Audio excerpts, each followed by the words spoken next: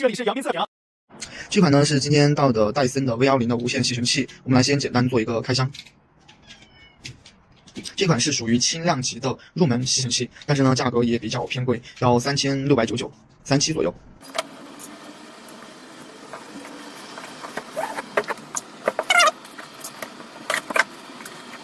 这个地方呢老样子是戴森的一个延长杆，我们大家看一下啊。这样的一个延长杆和之前的 G50是一样的，没有区别。这儿呢有两个刷头，一个是这个长刷，一个是毛刷，我就不拿出来给大家看了哈，因为这个一般都用的比较少，就吸一些边角大喇的啊。这个地方呢就是立在墙上的，然后方便充电的一个充电座吧，相当于是。这个呢就是它的主机，这个主机目前我拿到它的这个重量和之前的 G50相比起来是要小一些的，然后呢确实是非常的轻。然后这个地方是它的电池底座，看到吗？按这个按钮是可以直接取下来的啊。当然的话，你在吸的时候你取下来就没电了，这个是中途方便你拆卸换的。这边没有啊，这个老样子啊，之前给大家说过了，这个戴森的专利螺旋式的除螨刷头，但这个之前其实我用下来，我觉得效果并不是我理想中的那么好。然后这个地方是它的充电线，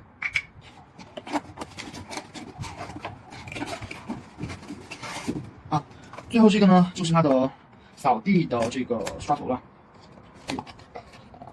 它这些太难拆了哈。和之前的扫地刷头是一样的，只是好像更宽一些啊，就这样子。然后其他就没有了。好，就这样，我们到时候使用的时候看一下。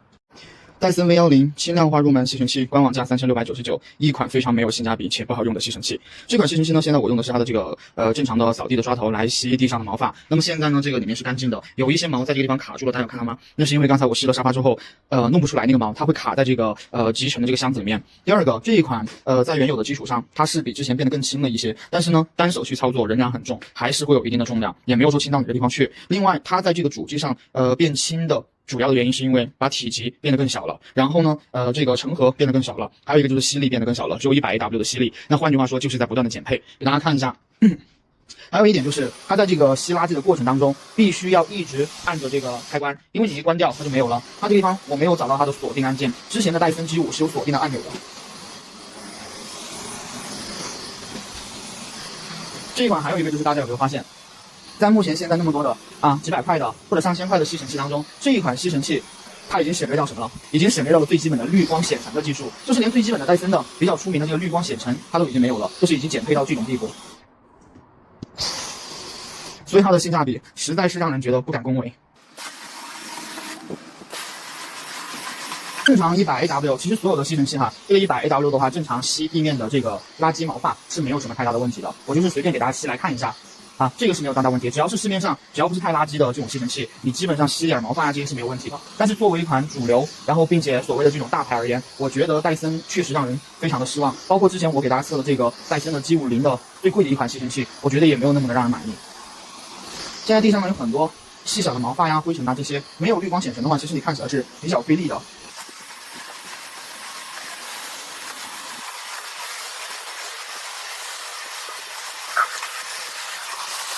好了，我就大概吸这样子，给大家看一下，这里面已经装满了垃圾。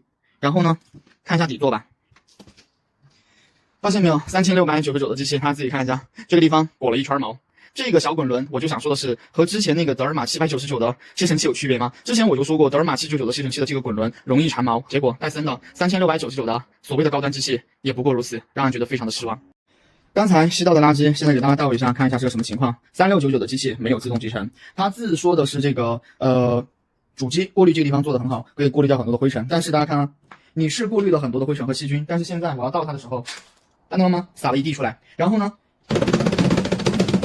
我必须要这么努力，来看到没？我刚才这么用力，看到了吗？这么用力，垃圾没出来，再来一次。大家看一下，是不是依旧卡在里面的？现在是卡在里面的，我必须要手动去拿。这就是3699的戴森，让人觉得非常失望的一款机器。OK， 现在都还没有拿干净，这里面还是卡着毛的，看到了吗？这个地方还是卡着毛的。现在呢，用戴森 V10的除螨刷来打扫一下这个沙发垫，上面有很多的毛，大家是可以看到的。然后第二个，昨天的问题，它的这个滤芯上面会缠毛，要手动清洁，比较麻烦。然后呢，这个地方必须要手动按着，不能松。我们调一个中等吸力。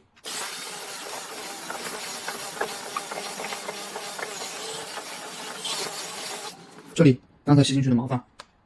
然后呢，总体还是有一定的效果，但是呢，有2个问题。之前我在用的时候，如果这上面是猫毛，像这种科技布的材质啊，来回推的时候会非常的用力，而且猫毛很不容易被吸进去，要推很多次。第二个就是，它这个在推的时候，如果你把阻力开到最高的时候，它这个因为吸力稍微大一些，这个推起来的阻力就特别的大。总体来说，其实它的这一款除螨刷我并不是非常的喜欢。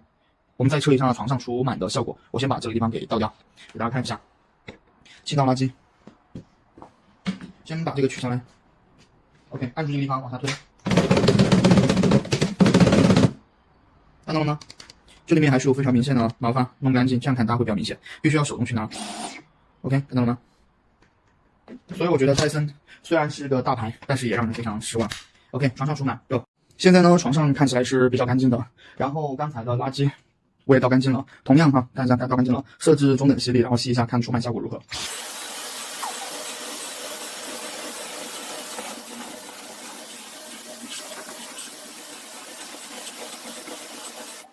OK， 大家看一下，这个地方有一点点，很少的一点，我估计可能还是因为吸力的原因，因为这个的最大吸力只有100。然后呢，我们把这个地方，大家记住这个地方哈，我现在开到最大吸力，再设置一下，看一下有效果没？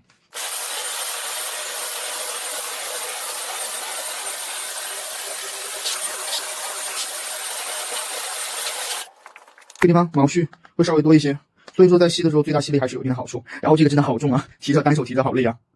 OK， 我们来做2分钟的一个小总结哈。第一，戴森的这款吸尘器，如果你要问我它唯一的优点，那就是它的这个搭配灵活感，这些非常方便。比如说这个地方是它的扫地刷，我可以把这个地方给取下来，取下来之后呢，我可以搭配它的这样子除螨刷，取下来，可以把它怼上去。大家看到没有？可以延长。就是我觉得它的这个操作感啊，刷头这些确实比较灵活哈。但是不得不吐槽的，第一个就是3699的戴森吸尘器。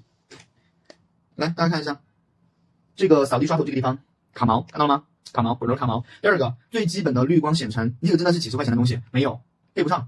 然后呢，这个除螨刷是戴森的专利吧，大家都知道哈，螺旋式的除螨刷应该效果很好，但其实我真正在使用的时候，特别是沙发很难用，猫毛要吸好几次，然后这个狗毛稍微好一点，然后你来回推的时候，如果把阻力调得很大了，那么这个地方会非常难吸，摩擦力很强啊。然后这个地方大家看到吗？这里面看到没有？藏污纳垢，全部都有小的这种脏东西啊。还有一点就是，我最觉得戴森让我吐槽的是，那么贵的机器，我觉得他做的这个看到吗？这些花纹，其实我觉得这个就是不用给我解释什么原因，我觉得这个地方就是品控的问题啊。那为什么其他的机器做下来不是这个样子，但偏偏他的机器做下来就有这些花纹？那给我的感觉就像是那种非常廉价的感觉。然后另外，这款戴森V10叫做轻量级的入门吸尘器，确实很轻哦。那是相对于和戴森 G5 相比，和其他的吸尘器比起来，其实没有什么轻的，也是差不多的。而且它的这个重量上面的减轻，其实是第一，体积变得更小了，电池的容量变得更小了，看到吗？电池的容量变得更小了。还有呢，就是它这个滤芯这个地方啊，打开关闭，其实根本就没有那么的方便。之前我测的那个 Dreame 的 Ray10 Station 那个自动集成，人家还有自动集成技术才3000块，这个没有自动集成还有3699，我觉得太贵了。而且这个的吸力只有100 AW。那么戴森 G5 是262，然后之前的 Dreame 那一款是在200左右，然后那个德尔玛的799的是在230左右，所以你觉得这一款3699真的值得吗？